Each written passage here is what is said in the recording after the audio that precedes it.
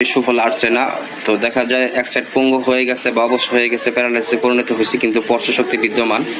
তো আপনার ওই পঙ্গু সাইড বা অবশ প্যারালাইসিস এটা ঠিক করার জন্য আপনারা প্রথমে নেবেন গাঁদাল পাতা।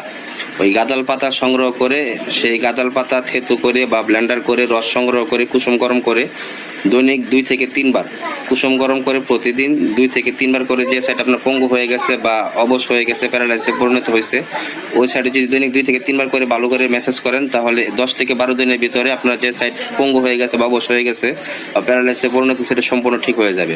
বা অনেক সময় দেখা যায় যে এক সাইড পঙ্গু হওয়ার ফলে বা পাশাপাশি মুখ বেঁকে যায় বা কথা বেঁধে বেঁধে আসে, মুখ বেঁকে যায় বা এই মুখ বাতরোগের জন্য বেঁকতে পারে।